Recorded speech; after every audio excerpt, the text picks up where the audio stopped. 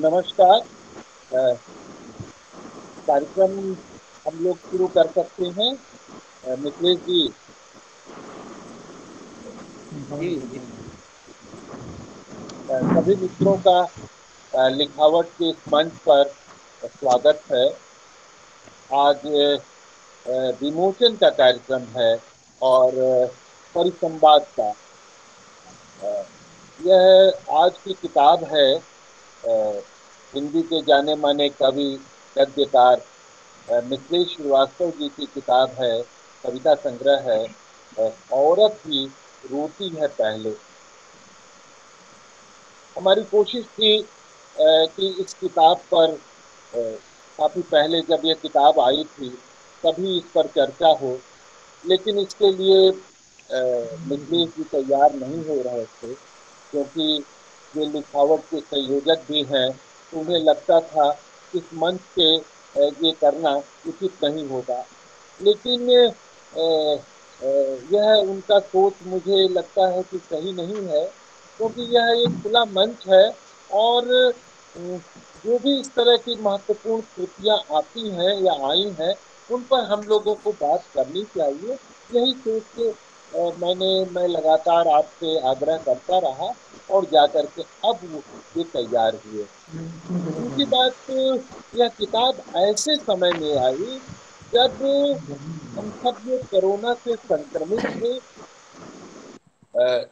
प्रकाशन बिल्कुल ठप था। पत्र पत्रिकाओं और किताबों का प्रकाशन बिल्कुल बंद था। और ऐसे समय में पिछले साल 2021 के शुरुआती दिनों में यह किताब आई, तो यह अपने आप में एक महत्वपूर्ण बात रही है और है भी। तो मैं यह किताब आप सब लोगों को दिखाता हूँ और उसके बाद हम लोग इस पर बातचीत और मिथिलेश जी को भी हम लोग सुनेंगे। तो अगर जिसके पास भी किताब हो, हम लोग किताब को जारी कर दें। एक तरह से यह एक इसका विमोचन भी हो जाएगा, लोकार्पित भी यह किताब हो जाएगी।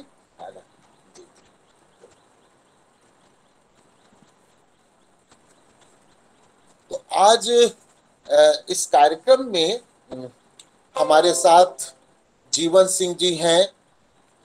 जीवन सिंह जी के बारे में परिचय देने की जरूरत नहीं है। हमारे साथ चंद्रेश्वर जी हैं। हमारे साथ प्रशांत जैन हैं और हमारे साथ डीएम मिश्र जी हैं। और भी साथी जुड़ेंगे आगे। तो मिथिलेश जी के बारे में अति संक्षिप्त परिचय। मिथिलेश जी का यह तीसरा संग्रह है। इसके पहले आपके दो कविता संग्रह आ चुके हैं, किसी उम्मीद की तरह और दूसरा संग्रह है पुतले पर गुस्सा। आपकी गद्य कृति भी है कवि का कहा। मिथिलेश जी न सिर्फ कविता के क्षेत्र में बल्कि सामाजिक क्षेत्र में साहित्य के आंदोलन को कैसे आगे बढ़ाया जाए, आपकी हमेशा यह कोशिश रही है कि अच्छी कविताओं को कैसे सामने ले आया जाए। एक कविता की तलाश, साहित्य की तलाश और उसके द्वारा जीवन के की तलाश।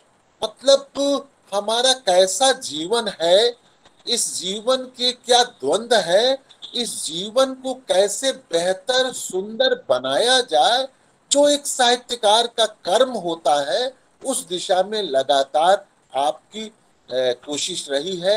लगातार आप प्रयत्नशील रहे हैं। लिखावट जैसी संस्था के आप संस्थापक भी रहे हैं और लिखावट जैसी ऐसी संस्था है जिसके जिसे रघुवीर सहाय, मंगलेश डबराल जैसे साथियों का, वरिष्ठ रचनाकारों का सहयोग और साथ मिला। तो मिथिलेश जी की एक लंबी साहित्य यात्रा, जीवन यात्रा रही है। मैं चाहूंगा कि मिथिलेश जी कुछ अपने बारे में बताते हुए कुछ अपनी एक दो कविताएं कुछ हम लोगों को सुनाएं। उसके बाद हम लोग दूसरे सत्र में हम लोग परिसंवाद के कार्यक्रम की ओर बढ़ेंगे, जिसमें इस संग्रह की कविताओं पर और समकालीन कविता और साहित्य का जो परिप्रेक्ष्य है, उस परिप्रेक्ष्य में उस पर हम विचार करेंगे। तो मैं मिथिलेश जी को आमंत्रित करता हूं कि वे अपनी बात रखें और कुछ हम लोगों को अपनी कविताओं का आस्वादन भी कराएं। मिथिलेश जी, हम लोग अपनी माइक बंद कर लेंगे ताकि बात इको ना आ- हो सके। आदरणीय जीवन सिंह जी, कौशल किशोर जी, प्रशांत जैन जी, चंद्रेश्वर जी, डीएम मिश्र जी, भास्कर चौधरी जी, ये मेरे लिए सुखद अनुभव का क्षण है कि मेरी अ, कविताओं पर आप लोग बातचीत करेंगे।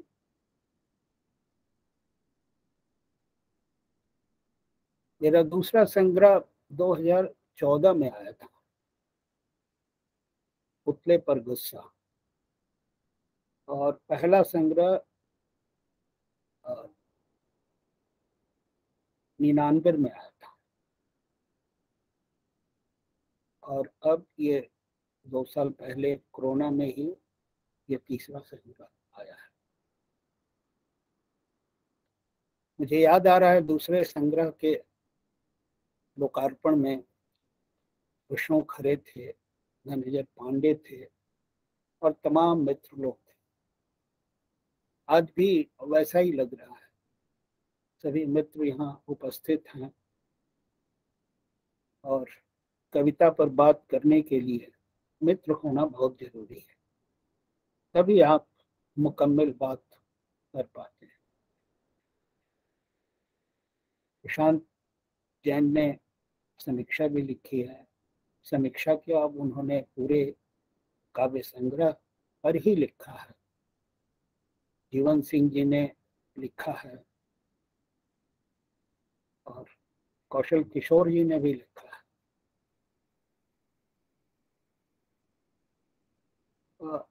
तो ये एक सुखद अनुभूति का क्षण है।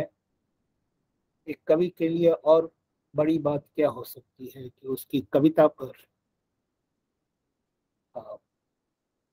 विद्वान लोग बात करें। लेकिन मेरी रुचि रही है, जैसा कौशल जी ने कहा है, कि हम किसी को इग्नोर न होने दें।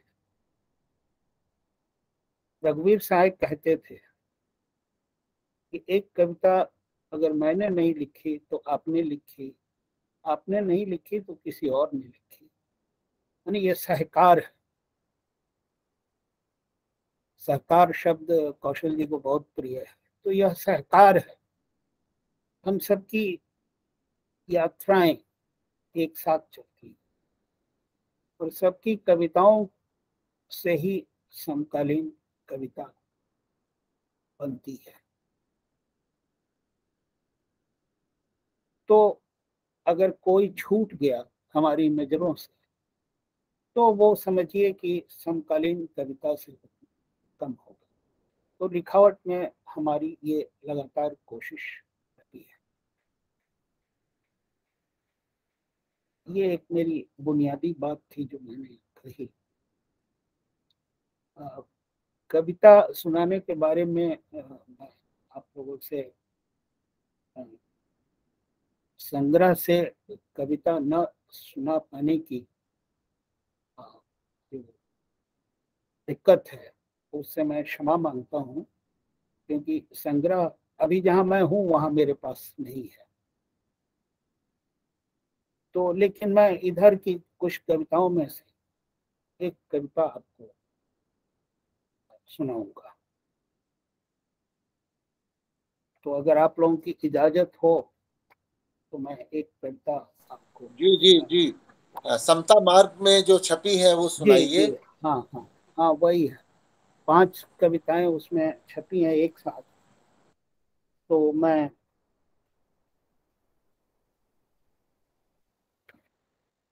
उनमें से एक कविता मैं सुनाता हूँ।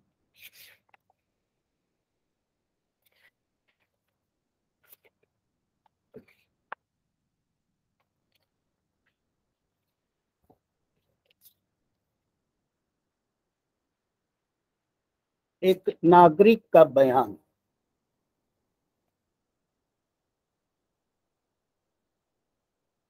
इस कविता के पृष्ठभूमि में है हमारे इतिहासकार हैं इरफान हबीब। इन्हीं दिनों उनका एक वक्तव्य आया था जो कि साक्ष्यों पर आधारित है कि बौद्ध मठों को भी तोड़कर मंदिर बनाए गए। तो वहीं से ये कविता बनती है और इस कविता को मैंने सुविख्यात इतिहासकार इरफान हबीब को समर्पित किया है। एक नागरिक का बयान। बौद्ध मठों को तोड़कर मंदिर बनाए गए, मंदिरों को तोड़कर मस्जिद बनाए गए, मस्जिदों को तोड़कर मंदिर बनाए जा रहे हैं। मंदिरों को तोड़कर एक दिन बौद्ध मठ बनाए जाएंगे। बौद्ध मठ नहीं थे तब भी इंसानियत बची हुई थी, मंदिर नहीं थे तब भी इंसानियत बची हुई थी, मस्जिद नहीं थे तब भी इंसानियत बची हुई थी, नए मंदिर बनेंगे तब भी इंसानियत बची रहेगी। जब भी तोड़े जाते हैं बौद्ध मठ, मंदिर और मस्जिद, कुछ हजार लोग मारे जाते हैं, कुछ हजार लोग बेघर बार हो जाते हैं, कुछ हजार बच्चे बेसहारा हो जाते हैं, खून के अरबों खरबों कतरे मिट्टी में सोख लिए जाते हैं। इंसानियत को कंधे देने वाले कुछ लोग कम हो जाते हैं, इंसानियत को रक्त देने वाले कुछ लोग कम हो जाते हैं, इंसानियत फिर भी बची रह जाती है अगले विध्वंस में कुचले जाने के लिए। इंसानियत फिर भी बची रह जाती है और फैलती रहती है जैसे फैलता है अनंत अनंत तक।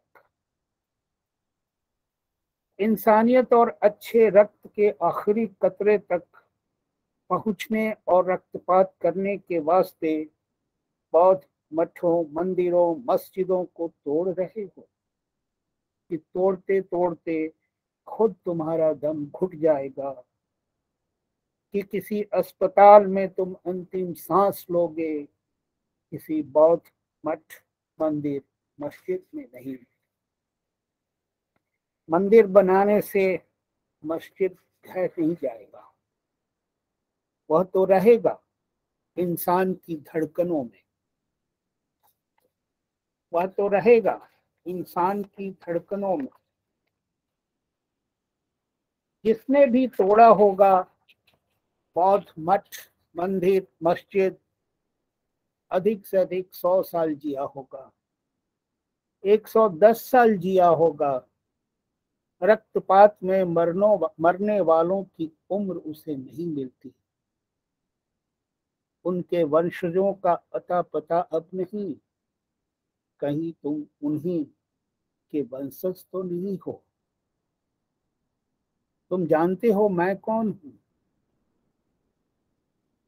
पहेली है, तुम नहीं जान पाओगे। मैं वही इंसान हूं जो बाबरी मस्जिद के ध्वंस में बचा रह गया,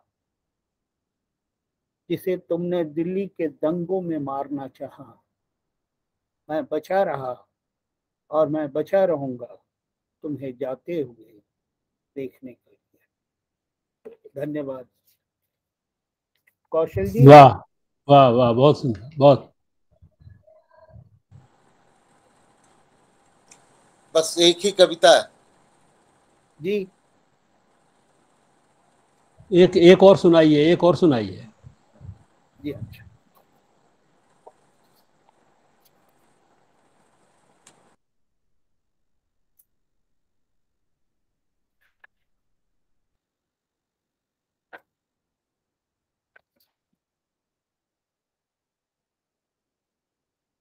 एक और कविता मैं सुनाता हूँ, जुगलबंदी, जूते और किताबें। चारों तरफ विकास की आंधी है, हर कोई हमारा विकास करना चाहता है। इस साल जो योजना बनी है वह 5 साल में पूरी होगी। विकास की आंधी में धूल अधिक उड़ेगी, धूल घर में आएगी, कुछ हमारी आंखों में झोंकी जाएंगी, बाकी धूल हमारी किताबों पर जमेगी। धूल साफ करने के लिए किताबों को बालकनी में ले जाएंगे हम। अजीब इत्तेफाक होगा, जब हम किताबों से धूल झाड़ रहे होंगे, उसी समय सामने की बालकनी में कोई अपने जूतों पर पॉलिश लगा रहा होगा। दुनिया भी अजीब है, एक बालकनी में किताबें, दूसरी बालकनी में जूते। जूते किताबों पर हंस रहे होंगे, जूते कहेंगे किताबों को, फूल झड़ने के बाद किताबें धूल खाने के लिए रैकों में सजा दी जाएंगी। जूते इंसानों के पैरों के साथ चलते रहेंगे, धूल उड़ाते रहेंगे। चमचमाते जूते रखने के जुर्म में कोई गिरफ्तार नहीं होगा। पानी से बचा रहा तो कई साल चलेगा। पानी के संसर्ग में आते ही किताबें गल जाएंगी। किताबें रखने के जुर्म में गिरफ्तारी भी होगी, कारावास भी होगा, सजा भी होगी। किताबें कहेंगी हम नष्ट भी हो जाएंगी, तो भी मनुष्य की स्मृति में रहेंगी। मनुष्य हमें पढ़ता रहेगा, कोई न कोई होगा जो हमें बचा के रखेगा। जूते की चमक जाते ही पैर उसे पहनने से इनकार कर देंगे। फटे तो गए काम से, पैबंद लगेगा या टाके लगेंगे, बदसूरती आ जाएगी। पॉलिश से चमकने वाले तेरा वजूद मिट जाएगा। किताबें कहेंगी हम तो दुनिया बदलने तक रहेंगे। जूते बूटों में तब्दील हो जाते हैं, जूते बूटों में तब्दील हो जाते हैं। शुक्रिया कौशल जी। वाह वाह, बहुत अच्छा, बहुत अच्छा। धन्यवाद मिथिलेश जी। हमने आपसे 2 कविताएं सुनी। अभी मैं देख रहा हूँ भास्कर चौधरी जी भी आ गए हैं और उनका भी लिखावट के मंच पर स्वागत है। मिश्र जी आप अपना माइक बंद कर दें, म्यूट कर दें। तो हम लोगों ने जो कविताएं सुनी, जिसमें किस मतलब इनकी कविताओं में इंसानियत छल छलाती हुई नजर आती है, और वह इंसानियत जो आज लहूलुहान की जा रही है या कर दी गई है।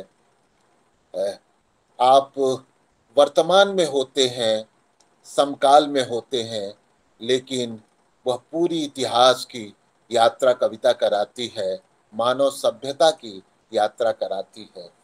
और आपका यह संग्रह औरत ही रोती है पहले, इस संग्रह को की कविताओं से गुजरते हुए मुझे लगा कि आप समकाल को रचते हैं, और उस समकाल में की जड़ें अपने अतीत में है, अपने समकाल में तो है ही है, लेकिन उसमें आगे की भविष्य की गूंजें भी है।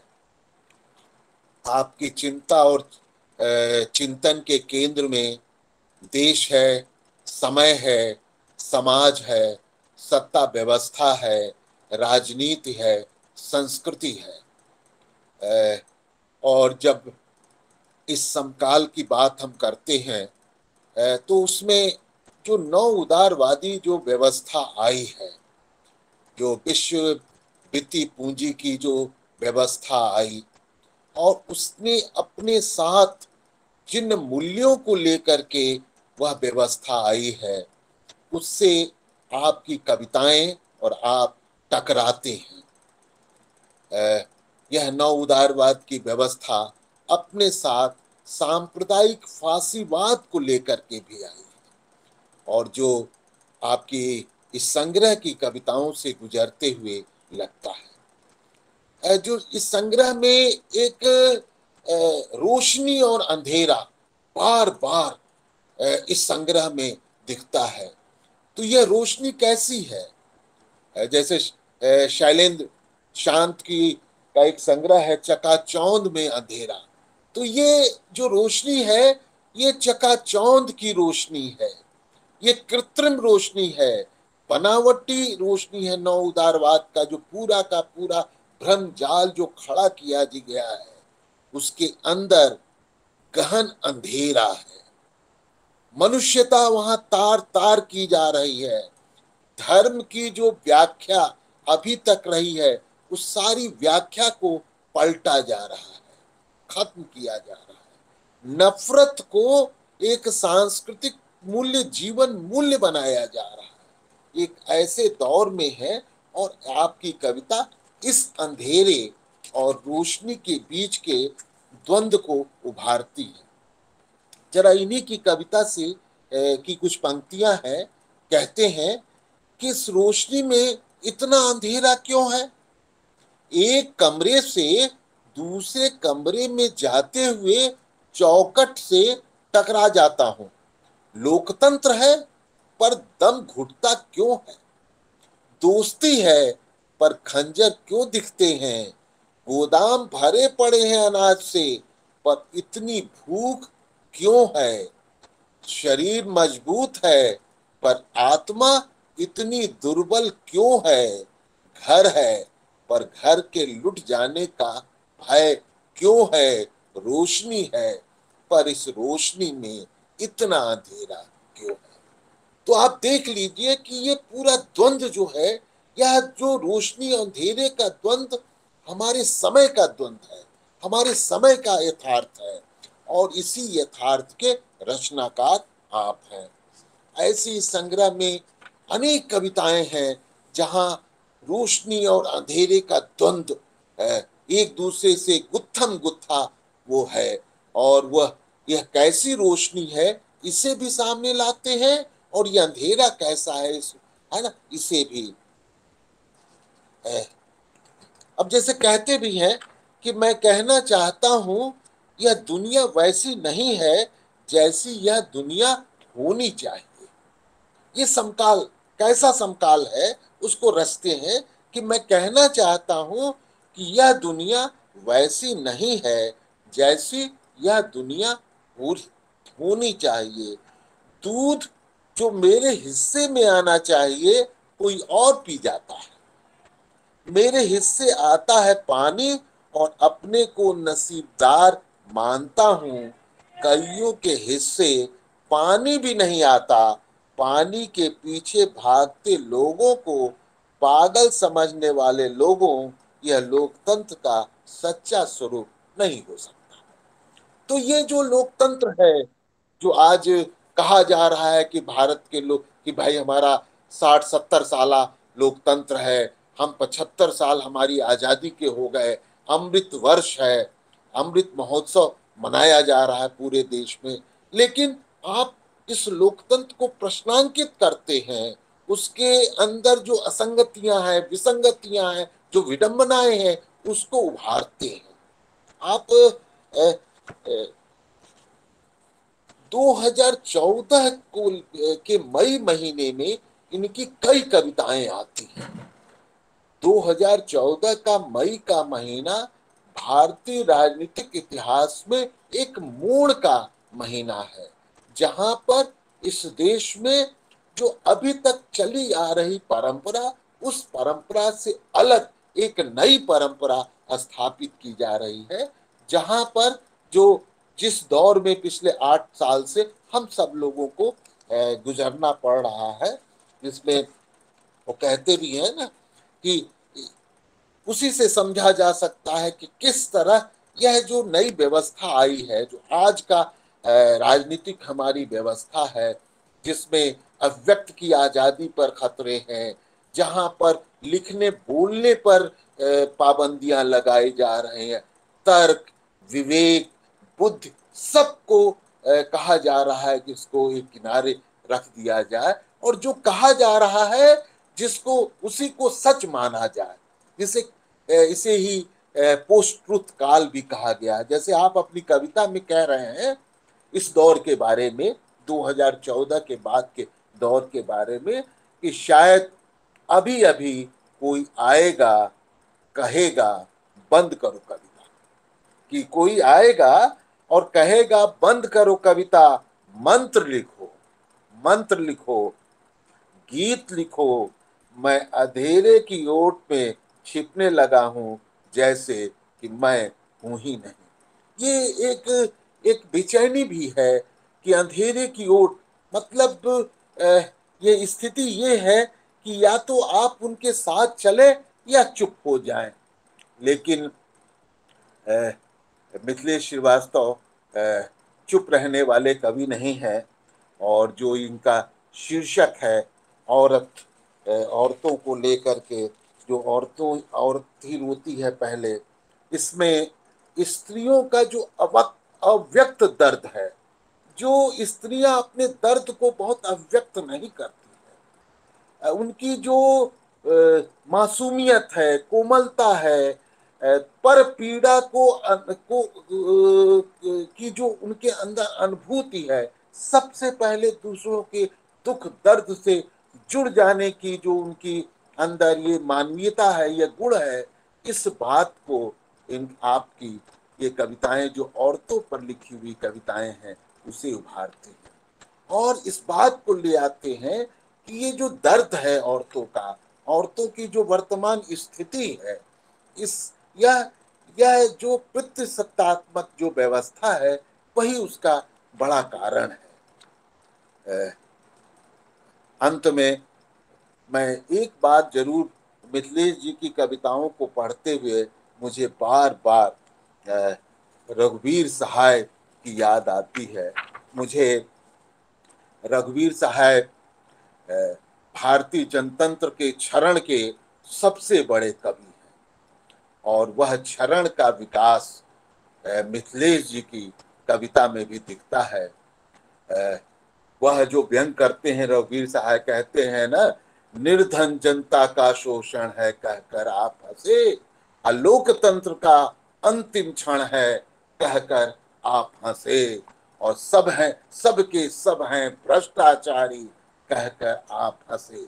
मतलब हंसी के अंदर जो क्रूरता है उसे रघुवीर सहाय ले आते हैं, और वह हंसी आप उसका विस्तार हम मिथिलेश जी की भी कविता में देखते हैं, और कहते हैं कि यह हंसने का समय नहीं है, क्योंकि उस क्रूरता के जो पर्दे हैं उसे वे खोलते हैं अपनी कविताओं में। इसीलिए वो कहते हैं कि यह हंसने का समय नहीं है। कैसा समय है? एकजुट होने का। यह हंसने का समय नहीं है, एकजुट होने का है। इस मुंह चिढ़ाने वाली गरीबों की सरकार के विरुद्ध, गाय बेचने वालों की सरकार के विरुद्ध, गाय चराने वालों की सरकार के विरुद्ध मुझे नहीं चाहिए बीपीएल कार्ड, मुझे एक नागरिक का सम्मान चाहिए। तो आज एक नागरिक का सम्मान, एक आम आदमी की इज्जत, सब कुछ दांव पर लग चुकी है इस व्यवस्था में, आप देख ही रहे हैं।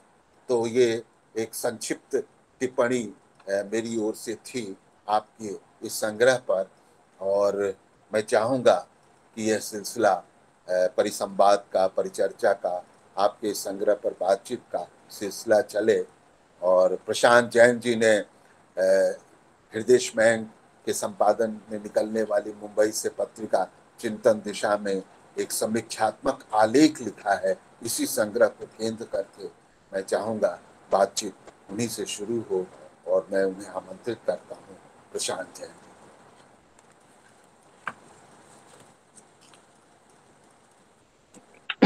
हेलो। आ, आप लोग मुझे सुन सकते हैं? मेरी आवाज आ रही है? हाँ जी बिल्कुल जी, आ आ रही रही है, है। आ रही जी है, जी आ रही है, जी, आ रही है। आप सभी को स्वागत, प्रणाम। स्वागत, प्रणाम, प्रणाम। आदरणीय मिथिलेश जी, कौशल जी, जीवन सिंह जी, आदरणीय मिश्र जी और चंद्रेश्वर जी, आप सबको नमस्कार। भास्कर भाई भी बैठे हुए हैं और भी जो हमारे ऑडियंस होंगे सबको मेरा नमस्कार। और इस तरह की साहित्यिक चर्चा का मैंने कौशल जी से कहा भी था कि मुझे कोई अनुभव नहीं है, ऐसे मौके आए ही नहीं है देखा जाए तो। और ये आज पहले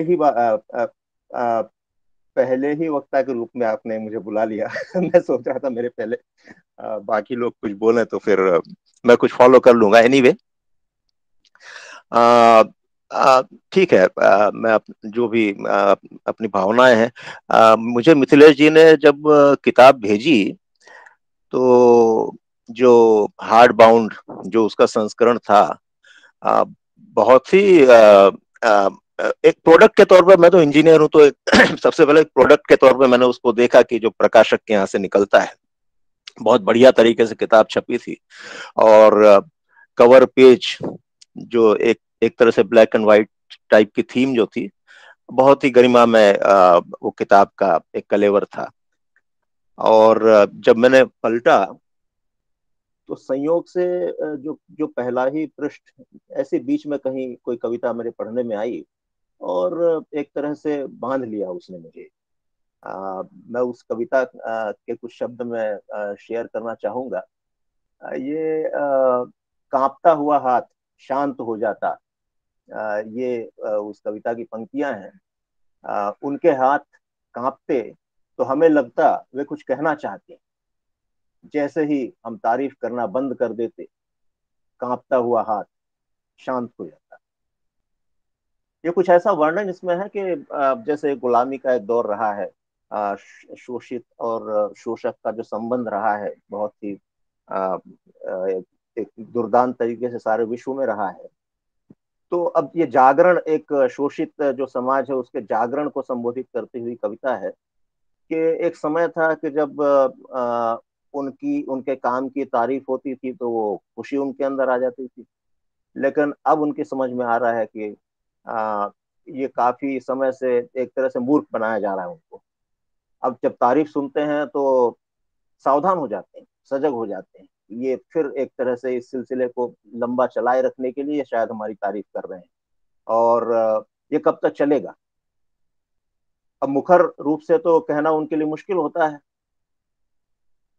तो पहले जहां वो और तेजी से काम करने लगते थे या और अच्छी तरह से अपने परफॉर्मेंस को इम्प्रूव करने की कोशिश करते थे, यहाँ अचानक चौकन्ना हो जाते हैं जब उनकी तारीफ होती है। अब इस तरह से एक अंदर जो प्रतिरोध पैदा होता है तो धीरे धीरे वो बाहर आने की एक संभावना बनती है और समाज में कुछ बदलाव की भी एक राह खुलती है।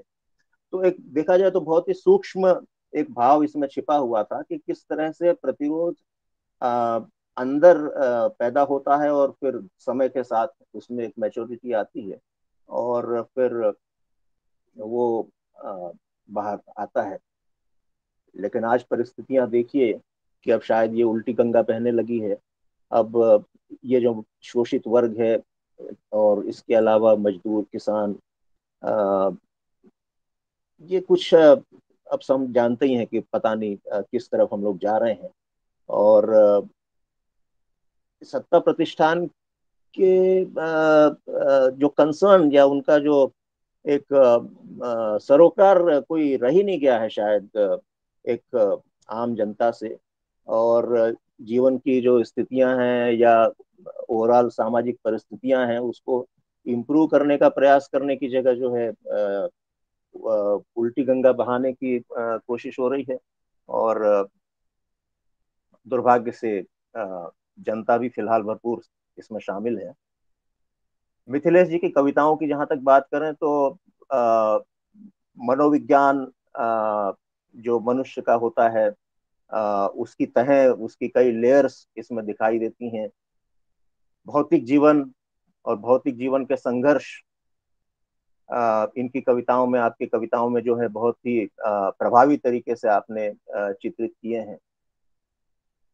सामाजिक जीवन जो मनुष्य अपने जो फेलो जो ह्यूमन बीइंग्स हैं उनके साथ जो जीता है, तो सामाजिक जीवन उसका ताना बाना उनकी कविताओं में रेशा रेशा जो है स्पष्ट झलकता है।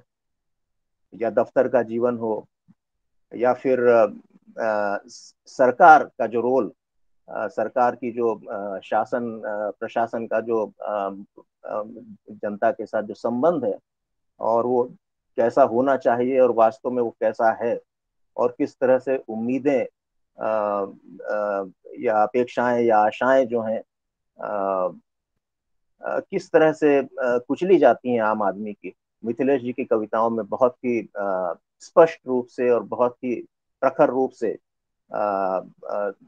देखने को मिलता है। और जहाँ तक भाषा की बात है, तो भाषा तो बिल्कुल एक तीक्ष्णता लिए हुए है, धारदार भाषा जिसे कहते हैं। और अब हमने पढ़ा था, मुझे याद आ रहा, हिंदी में अभिधा लक्षणा व्यंजना वगैरह बहुत ही शब्द शक्तियों का उपयोग मिथिलेश जी की कविताओं में देखने को मिलता है। बहुत सीधे सीधे या स्पष्ट सपाट बयानी जैसी चीज उनकी कविताओं में तो कभी मिलती है। एक तंज जो है वो अक्सर देखने में आता है आपकी रचनाओं में। विडंबनाएं जीवन की जो है मेरा ख्याल है कविताओं की पंक्तियां पढ़ना शायद उतना समय हमारे पास नहीं है, लेकिन कुल मिला के जीवन की परिस्थितियों का, विडंबनाओं का बहुत ही प्रभावी चित्रण मिथिलेश जी की कविताओं में दिखाई देता है। विचार, संवेदना, इसके अलग अलग रंग और अलग अलग स्तर आपकी कविताओं में दिखाई देते हैं। और उलट बांसी जिसको कहते हैं, कबीर, अक्सर कबीर की कुछ कविताएं हैं जो उलट बांसी, एक अचंभा देखा रे भाई, या इस तरह का मुझे कुछ याद आ रहा है, मैंने कभी पढ़ा था। ऐसी एक कविता मिथिलेश जी की है, अंधेरे को कोसने वालों याद रखना, लोग जो अंधेरे में रहते हैं सपने देखते हैं, दुनिया को रहने लायक बनाते हैं। एक और कविता अंधेरे पर ही है, संयोग से कौशल जी ने भी अंधेरे और रोशनी के बारे में उनकी जो कविता है उसका जिक्र किया था। अंधेरा किसी खास पते पर नहीं रहता, अंधेरे को चकाचौंध रोशनी के भीतर खोजना होगा, चकाचौंध रोशनी के भीतर, जिसके बाद अंधेरा ही अंधेरा है। शायद कौशल जी ने ये पंक्तियां पढ़ी हैं, मुझे लग रहा है। तो अब यहाँ देखिए कि रोशनी के भीतर अंधेरा, तो ये कवि की दृष्टि होती है, जहाँ न पहुंचे कवि रवि वहां पहुंचे कवि, कुछ ऐसी बात है। मेरा ख्याल काफी समय मैं ले चुका हूँ, और इस तरह के वक्तव्य के लिए मैं योग्य भी नहीं हूँ, फिर भी ठीक है, आप लोगों ने अवसर दिया, प्रोत्साहित किया, और मैं आपका आभारी हूँ कि मुझे बुलाया और इसमें अपने साथ शरीक किया इस महफिल। आभार आप सभी का। धन्यवाद प्रशांत जी। आपने बहुत संक्षेप में लेकिन बहुत अच्छी बातें कही, और इस संग्रह का जो मूल आत्मा है और जो संग्रह का मूल है उसे ले आए। माने कितनी ये बात यही कि अंधेरे को चकाचौंध के भीतर खोजना होगा। तो दरअसल यह जो चकाचौंध है, ये कविताएं, उसके अंदर अंधेरे की तलाश भी है। तो मैं इसी क्रम को आगे बढ़ाते हुए प्रोफेसर चंद्रेश्वर जी को आमंत्रित करता हूँ। चंद्रेश्वर जी कवि तो हैं ही, इसके साथ आलोचक भी हैं और गद्यकार भी हैं। इधर आपकी गद्य की कई पुस्तकें, इनकी एक चर्चित पुस्तक बलरामपुर पर आई है, हमारा गांव इसके पहले आया था। और पिछले साल जब जिन दिनों यह औरत ही रोती है पहले संग्रह आया, उन्हीं दिनों आपका भी एक संग्रह आया, डुमराव नजर आएगा, और वह काफी चर्चा में है। जिस तरह और आप औरत भोजपुरी साहित्य को भी समृद्ध कर रहे हैं, मेरा ख्याल है भोजपुरी में भी किताब आई है। हिंदी जी। भोजपुरी, हाँ, और अपनी जड़ों को न छोड़, अभी हाल में अभी अपने गांव गए तो गांव में जा करके पूरी उन्होंने खेत बधार नदी तालाब घर परिवार समाज सबकी आपने यात्रा की है। वहीं से अभी लौटे हैं 2 दिन पहले, तो मैं चंद्रेश्वर जी को आमंत्रित करता हूँ। सबसे पहले तो मैं जन संस्कृति मंच के कार्यकारी अध्यक्ष, आवाज आवाज थोड़ी धीमी आ आवाज रही कम है, ठीक है, ठीक थोड़ी है, सी आवाज थोड़ा तेज करें। हो हाँ हाँ, जाएगी इसमें। नहीं हो जाएगी। जी। सबसे पहले तो मैं उत्तर प्रदेश जन संस्कृति मंच के कार्यकारी अध्यक्ष हमारे कवि गद्यकार और चिंतक कौशल किशोर जी, कवि प्रशांत जैन जी, कवि और आलोचक जीवन सिंह जी, और बहुत ही अच्छे गजलगो टिप्पणीकार समीक्षक डॉक्टर DM मिश्र जी, और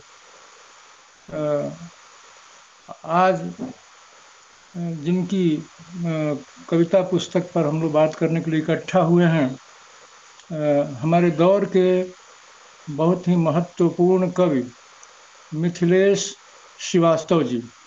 तो आवाज जा रही है?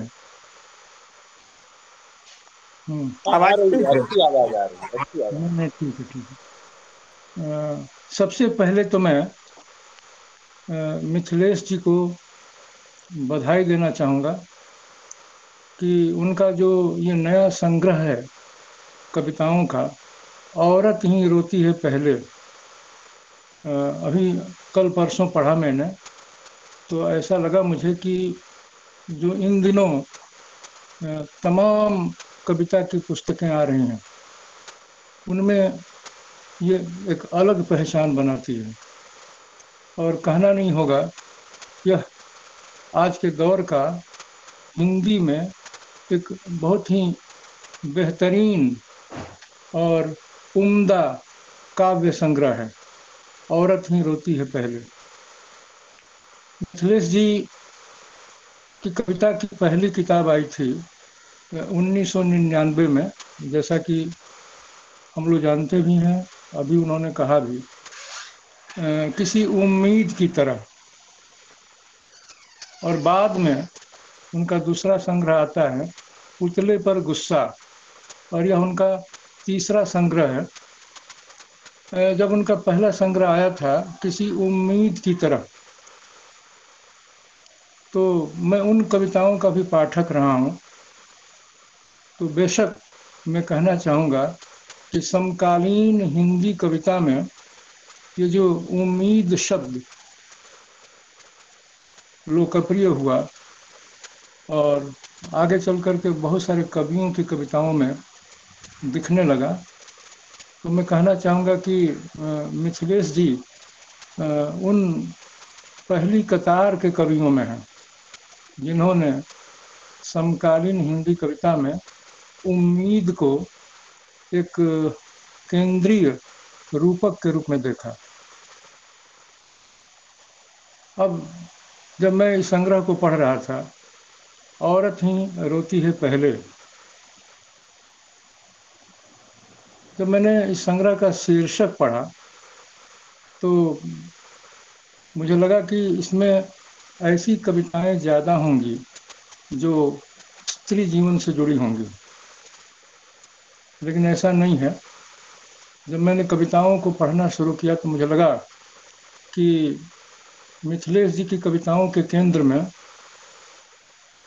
देश है, देश का समाज है, यहाँ की भूख है और गरीबी है, यहाँ की सत्ता है और उनके अंदर देश को लेकर के, समाज को लेकर के एक गहरी छटपटाहट, एक गहरी बेचैनी का भाव भी है। जब इस संग्रह को मैं पढ़ रहा था तो मुझे लगा कि इस संग्रह की कुल जमा 85 कविताएं हैं। इनमें आधी से अधिक कविताओं में कहीं न कहीं से अंधेरे में या अंधेरा शब्द का प्रयोग हुआ है। जैसे एक दौर में हम लोगों ने मंगलेश डबराल का एक कविता संग्रह पढ़ा था, आवाज भी एक जगह है। तो उस संग्रह को जो मैं पढ़ रहा था तो हमने उसमें आवाज शब्द को ढूंढा था, रेखांकित किया था। कई बार, बहुत बार, 100 से अधिक बार उस संग्रह में आवाज शब्द का प्रयोग किया है मंगलेश डबराल ने। ठीक उसी तरह औरत ही रोती है पहले की कविताओं में अंधेरा या अंधेरे में एक आज के दौर के केंद्रीय रूपक के रूप में, एक मेटाफर के रूप में हमारे सामने आता है। दूसरी बात कि मिथिलेश इस अंधेरे को, जो हमारी कविताएं हैं पूर्ववर्ती कवियों की, उनके अंधेरे से अलगाने की कोशिश भी की है। उनकी कविता में एक पंक्ति आती है जिसमें वो कहते हैं, यह जो अंधेरा है आज का, यह मुक्तिबोध के अंधेरे में से गहन अंधेरा है। दरअसल मुक्तिबोध की कविता अंधेरे में, जिस अंधेरे की पहचान की गई है, जिस अंधेरे की शिनाख्त की गई है, उस अंधेरे से आज के दौर के अंधेरे को अलगाते हैं। और जैसा कि कौशल जी ने आरंभ में ही कहा कि यहाँ पर रोशनी और अंधेरे के बीच का जो द्वंद्व है वो दिखता है। यानी आज का जो अंधेरा है वह रोशनी से पैदा हुआ है, चकाचौंध रोशनी से।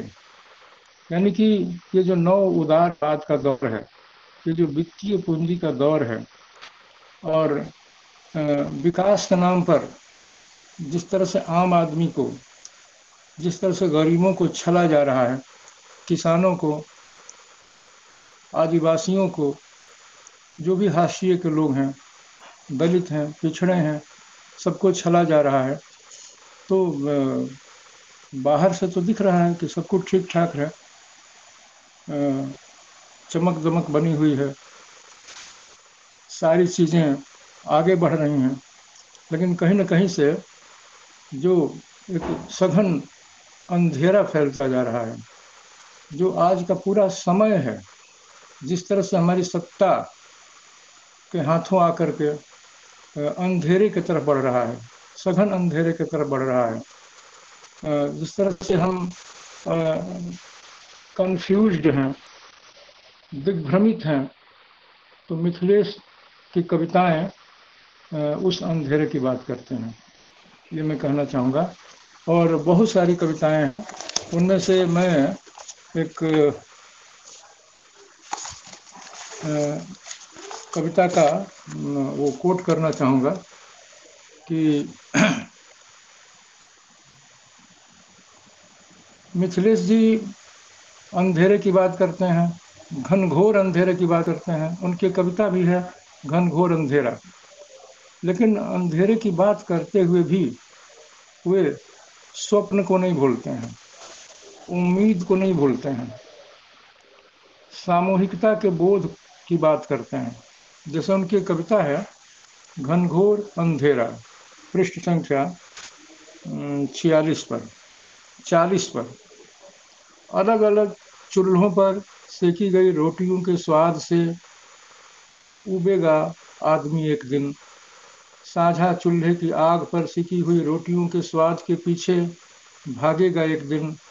चूल्हा जब एक होगा, सैकड़ों हाथ बेलेंगे रोटियां, सैकड़ों हाथ गूंथेंगे आटा, सैकड़ों हाथ उठाएंगे चिमटे, सैकड़ों चिमटों में होगी सैकड़ों रोटियां। भूख एक सामूहिक जिम्मेदारी होगी। सामूहिकता को अर्जित करना है हमें इस घनघोर अंधेरे में। तो कभी अंधेरे की बात करते हुए, एक भयावह समय की बात करते हुए भी उम्मीद को नहीं छोड़ता है। जैसे वो कहते हैं कि सामूहिकता को अर्जित करना है, ये बोध बना हुआ है, ये बहुत महत्वपूर्ण है। इसी तरह से उनकी कविता है रोशनी में अंधेरा। इस रोशनी में इतना अंधेरा क्यों है? कौशल जी ने पढ़ा, मुझे भी कविता बहुत अच्छी लगी, इसीलिए मैं दोबारा कोट कर रहा हूँ।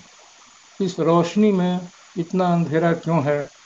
एक कमरे से दूसरे कमरे में जाते हुए चौखट से टकरा जाता हूँ। लोकतंत्र है पर दम घुटता क्यों है? बहुत बड़ी पंक्ति है कि लोकतंत्र है फिर भी दम घुट रहा है। और व्यक्ति की आज़ादी नहीं है, दमन है, दमन का वातावरण है। दोस्ती है पर खंजर क्यों दिखते हैं? गोदाम भरे पड़े हैं अनाज से पर इतनी भूख क्यों है? शरीर मजबूत है पर आत्मा इतनी दुर्बल क्यों है? घर है पर घर के लुट जाने का भय क्यों है? रोशनी है पर इस रोशनी में इतना अंधेरा क्यों है?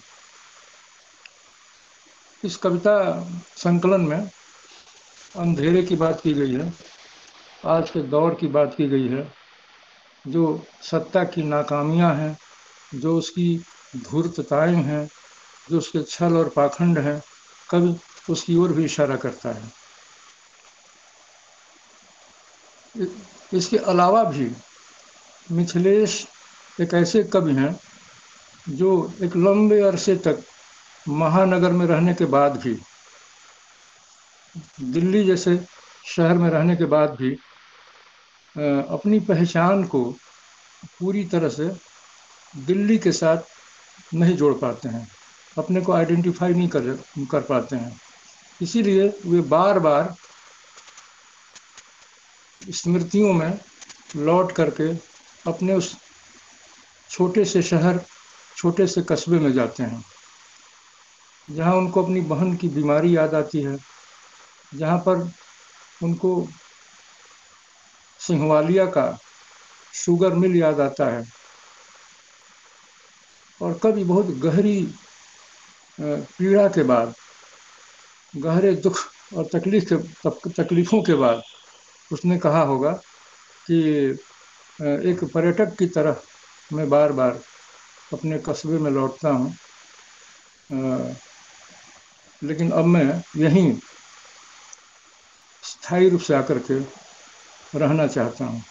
यानी इतने लंबे अरसे तक एक बड़े शहर में रहने के बाद भी मिथिलेश अपनी जड़ों को नहीं भूलते हैं। वे बार बार लौट करके उसी कस्बे में जाना चाहते हैं, वहीं रहना चाहते हैं। उनकी एक बड़ी मार्मिक कविता है जिसमें वो एक ऐसे चश्मे का विरोध करते हैं जिनसे चीज़ें दूर की दिखती हैं, जबकि कवि अपने आसपास की चीज़ों को देखना चाहता है, अपने करीब की चीज़ों को देखना चाहता है।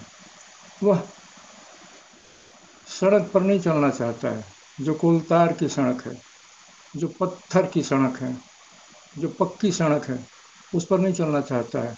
वह कच्चे रास्ते पर चलना चाहता है, वह पगडंडियों पर चलना चाहता है, वह दूब पर जो ओस का पानी है उसके स्पर्श को अपने तलुए में महसूस करना चाहता है।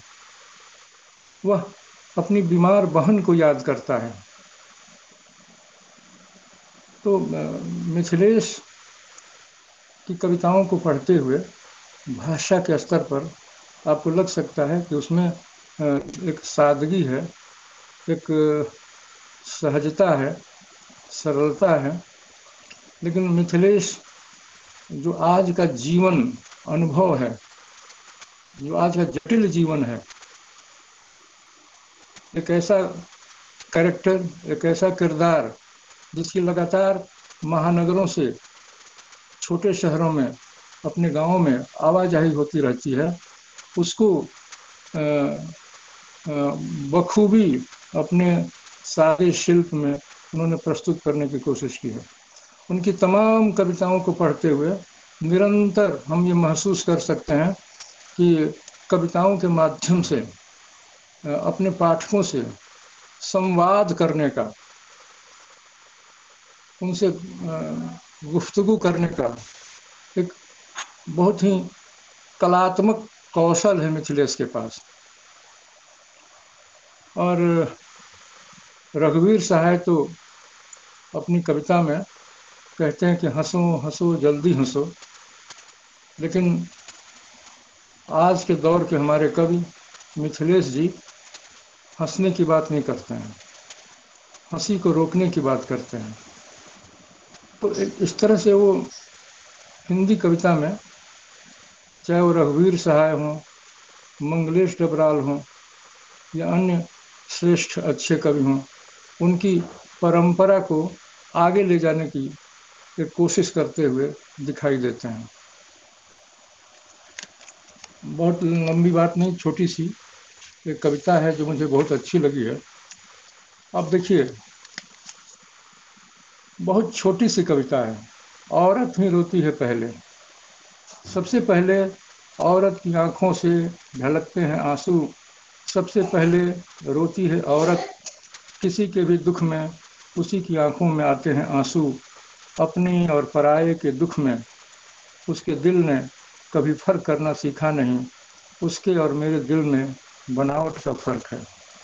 एक छोटी सी कविता में स्त्रियों के पक्ष में मिथिलेश एक बहुत बड़ी बात कह देते हैं। वो कहते हैं कि हमारे समाज में अगर लिंग के आधार पर देखा जाए तो स्त्रियां और पुरुषों में स्त्रियां ज़्यादा सजल हैं, स्त्रियां ज़्यादा भावनात्मक हैं, स्त्रियां ज़्यादा संवेदनशील हैं, स्त्रियां ज़्यादा किसी के सुख दुख में काम आती हैं।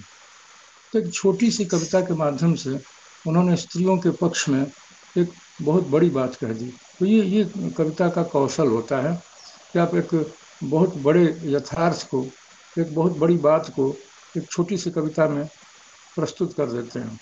तो दूसरी ओर इनकी कविता है तानाशाह को देखना है। तो कहते हैं कि तानाशाह को देखना है तो उसे कुतुब मीनार की सबसे ऊंची मंजिल से देखो, वो बहुत छोटा दिखेगा। ये कविता का कौशल है कि कुतुब मीनार से देखो तो तानाशाह बहुत छोटा दिखेगा, दहशत अपने आप कम हो जाएगी। तानाशाह को ख्वाब में देखो, वह रेंगता हुआ नजर आएगा। ख्वाब देख कर तो देखो, गरजते हुए बादलों को छंटते हुए देखना है तो एक बार नज़र भर बादलों को घूर कर तो देखो। तानाशाह को देखना है तो बिखरते हुए बादलों में देखो। बहुत सारी कविताएं, अनखुली रह गई किताब, नमक पानी और आदमी, आखिरी पड़ाव, छौंक, नौकरी, प्रबंधक, यह लोकतंत्र का सच्चा स्वरूप नहीं हो सकता, लेटर बॉक्स, छिपकली, सिक्योरिटी। अब सिक्योरिटी कविता है, ये भी हमको बहुत महत्वपूर्ण लगी कि किस तरह से एक बड़े शहर में आपकी कोई पहचान ही नहीं है, अपने मकान को लेकर के, अपने घर को लेकर के आपकी कोई आइडेंटिटी ही नहीं है। जहाँ रोज आप रहते हैं वहाँ का सिक्योरिटी गार्ड ही आपको नहीं पहचानता है। जहाँ मैंने प्रार्थना लिखी, कमीज की स्त्री, कहाँ हो ईश्वर, ईश्वर थकता नहीं है, ग्रंथि, सरकार ईश्वर नहीं है, गरीब हैं, पत्ते शांत, मन उदास। बहुत सारी कविताओं को हमने मोड़ कर रखा था। अंधेरे का पता, सपनों के सौदागरों ने हमें बार बार ठगा है, सत्ता का सवाल, एक राज की बात, चश्मे में चीज़ों की काया, बच्चे पूछ रहे हैं शांत पत्तों से लगातार, चैन से बैठ नहीं सकते अब इस देश में। हाँ, ये कविता है, हंसने का समय नहीं है, एकजुट होने का है। इस मुंह चिढ़ाने वाली गरीबों की सरकार के विरुद्ध, चाय बेचने वालों की सरकार के विरुद्ध, गायें चराने वालों की सरकार के विरुद्ध मुझे नहीं चाहिए बीपीएल कार्ड, मुझे एक नागरिक का सम्मान चाहिए। कौशल जी ने भी इस कविता को पढ़ा और इसे कोट किया कि मिथिलेश नागरिक सम्मान हासिल करना चाहते हैं, वो एक नागरिक के सम्मान को बचाने की लड़ाई में अपनी कविताओं को शामिल करते हैं। तो ये एक बहुत ही महत्वपूर्ण कविता है। इसी तरह से मैं ज़्यादा समय न लेकर के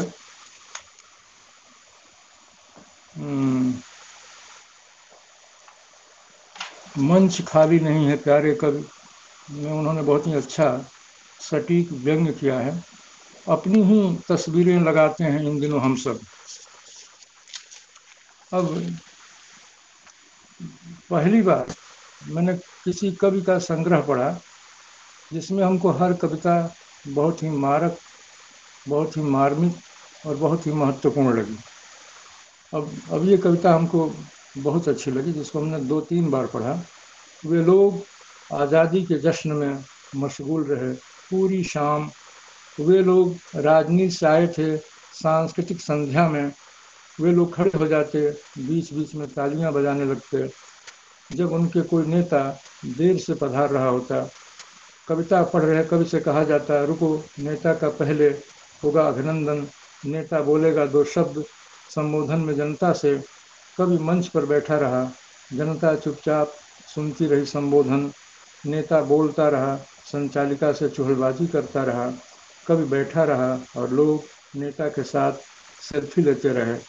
नेता का संबोधन उतना नहीं खला कवि को जितनी चुभती रही लोगों की चुप्पी। ये अपने पूरे वक्त पर एक बहुत ही कविता के माध्यम से गंभीर टिप्पणी है कि सब कुछ के बाद भी लोग सेल्फी लेते रहे नेता के साथ और उनकी चुप्पी बनी रही। तो कौशल जी, मैं ज़्यादा समय नहीं लूँगा, बस 1-2 मिनट और। एक कविता में अभी कहा जाए मैं एक कविता इनकी जो बहुत हमको अच्छी कविता लगी, जिसमें इनकी बहन की स्मृति आती है, उसको मैं। आवाज बहुत धीमी हो गई है चंद्रेश्वर जी आप। नहीं, मैं अभी एक कविता इनकी ढूंढ रहा हूँ।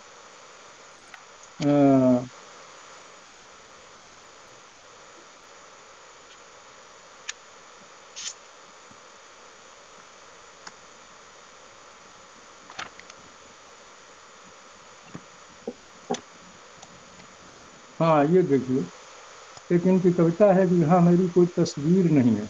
ये आखिरी कविता है जिसका मैं यहाँ जिक्र करना चाहूँगा, क्योंकि ऑनलाइन माध्यम है और सीमित समय है हम लोगों के पास। इस कला दीर्घा में मैं वर्षों से आ रहा हूँ। छाया चित्रों की इन प्रदर्शनी में मेरी कोई तस्वीर नहीं है। मेरी खुशी के पलों को किसी छायाकार ने कभी देखा नहीं। मैं जब जब निराश हुआ, मेरे निराश मन के भीतर किसी ने कभी झांकने की जरूरत नहीं समझी, न किसी ने छुआ मुझे मेरे बगल से गुजरते हुए। राख की तरह झड़ता रहा अपने में मैं, किसी ने इस राख को अपने कटोरे में बटोरा नहीं। मेरी उदारता शायद किसी के काम नहीं आई, मेरी क्रूरता भी शायद कोई देख नहीं पाया। तो क्या एक साधारण आदमी इस दुनिया के लिए इतना अनुपयोगी है? ये कविता मुझे बहुत मार्मिक लगी। एक तस्वीर में एक आदमी कहता है वह सत्ता से दूर रहता है और हंसता ऐसे है जैसे मेरे कानों में डंका बजने लगता है। अब यहाँ से कविता एक नया मोड़ लेती है और एक ऐसे आदमी पर ये कविता व्यंग्य की तरह है जो सत्ता का विरोध भी करता है और जो सत्ता का आदमी भी है। तो ये बारीकियां हैं मिथिलेश की कविताओं में कि ऐसे कैरेक्टर्स को भी वो अपनी कविताओं के माध्यम से एक्सपोज करने का काम करते हैं। मैं सोचता हूँ, क्यों देखता हूँ उस तस्वीर को, एक आदमी कहता है भारी संकट में है देश, और इनकी कविताओं में देश भी बार बार आता है और देश को लेकर के संकट की बात भी की जाती है, जो हम सब के अनुभव में है कि देश कितने गहरे संकट के दौर से गुजर रहा है। एक आदमी कहता है भारी संकट में है देश, उसके चेहरे का भाव संकट का साथ नहीं देता। वो संकट की बात करता है, लेकिन उस संकट से शिद्दत से जुड़ा हुआ नहीं है। संकट उसके लिए पूरी लफ्ज़ाजी है, जैसा कि मैं समझ पा रहा हूँ।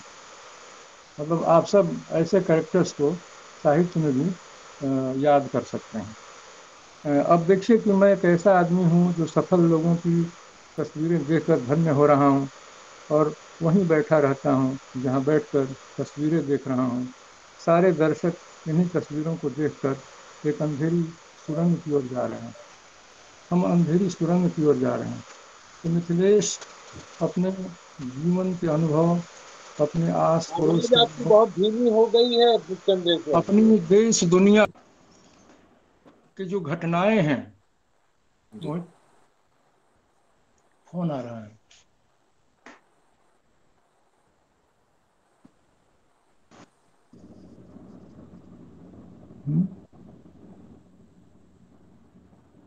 चंद्रेश्वर जी हाँ हाँ हाँ, आगे बढ़ा जाए क्या? हाँ जी जी, अब नहीं वो एक आगे फोन बढ़। आ गया था।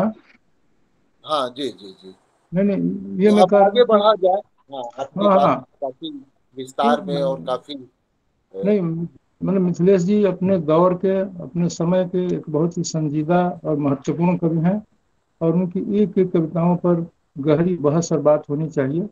इन्हीं शब्दों के साथ मैं अपनी बात को समाप्त करता हूँ। मिथिलेश जी को बहुत बहुत धन्यवाद इतने अच्छे संग्रह के लिए। और आपको भी बहुत बहुत धन्यवाद चंद्रेश्वर जी। और इस संग्रह की तमाम खूबियों विशेषताओं को आपने रेखांकित किया और कविताओं के उदाहरण से आप ले आते हैं। और निसंदेह उस दौर का यह महत्वपूर्ण संग्रह है। और इस संग्रह पर हमारे वरिष्ठ साथी जीवन सिंह जी ने आजकल में अभी नए जो मई महीने का अंक था उस पर आपकी एक समीक्षात्मक टिप्पणी भी है। और जीवन सिंह जी कवि हैं और कविता के विविध रूपों में आप कविताएं कर रहे हैं। और आजकल आपके दोहे काफी कोरोना काल में ही जो दोहों का सिलसिला आपने शुरू किया, उस पूरे समय को अपने दोहे से आप रच रहे हैं। और हिंदी कविता के साथ साथ एक अच्छे समर्थ जनवादी आलोचक हैं और साथ ही जनवादी लेखक संघ राजस्थान के अध्यक्ष हैं। तो मैं आदरणीय जीवन सिंह जी को आज के इस कार्यक्रम की हम लोगों के बीच में सदारत भी कर रहे हैं।